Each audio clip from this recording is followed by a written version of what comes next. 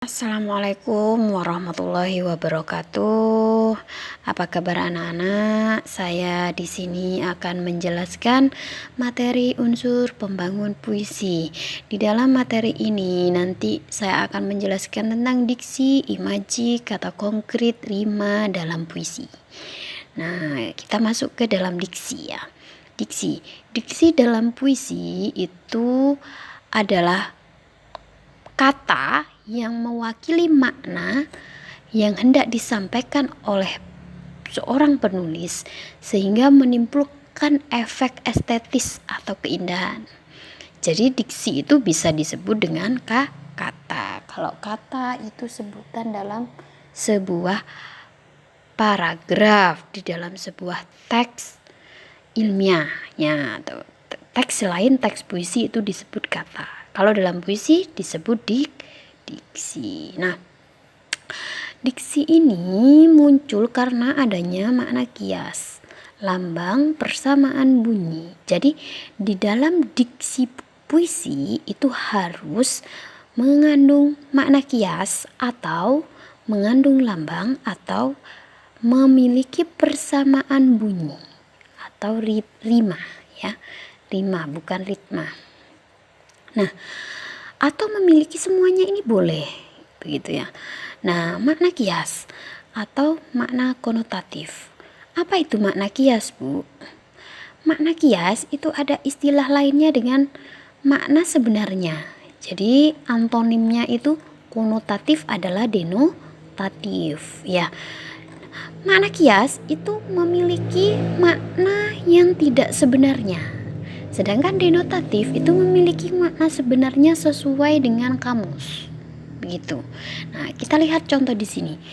Di sini ada puisi Aku karya Chairil Anwar.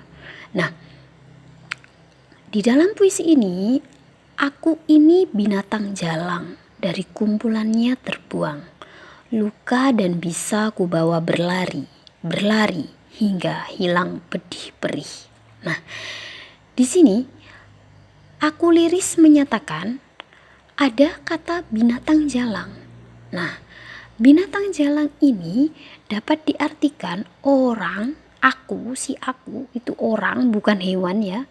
Orang yang selalu bersikap memberontak dan berada di luar organisasi formal. Itu ya kalau dari hasil analisis puisinya Chairil Anwar. Sedangkan saya beri contoh denotatif ya. Denotatif itu sama-sama menggunakan kata binatang jalang ya. Binatang jalang di sini ada. Di daerah ini masih banyak binatang jalang yang berusaha mencari makanan karena habitatnya terganggu. Nah, kata binatang jalang ini di sini memang binatang yang liar hidupnya. Ya, liar. Jadi tidak dipelihara. Itu binatang jalang. Ini makna sebenarnya yang dituju adalah hewan gitu ya. Nah, kalau di sini bukan hewan tapi si aku menyerupakan bahwa dia itu sifat dari binatang jalang itulah yang diambil oleh si aku liris. Begitu. Nah, berdasarkan dari penjelasan di sini ya. Ada kata kumpulan terbuang.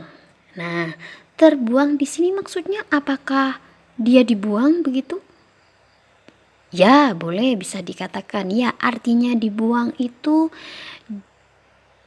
terbuang, tidak diakui keberadaannya. Jadi bukannya dia nanti dibuang ke dalam jurang, tidak ya. Tapi terbuang itu tidak diakui keberadaannya. Kenapa? Karena si aku itu bersikap memberontak dan tidak mengikuti aturan atau norma sosial yang berlaku. Nah, sama halnya dengan kondisi negara kita saat ini ya.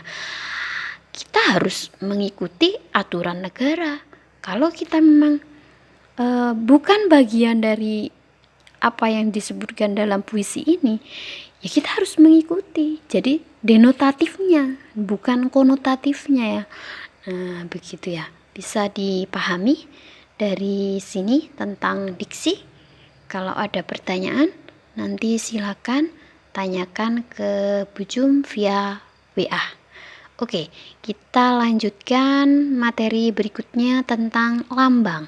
Lambang ini nanti akan dilanjutkan di video berikutnya ya. Oke, terima kasih.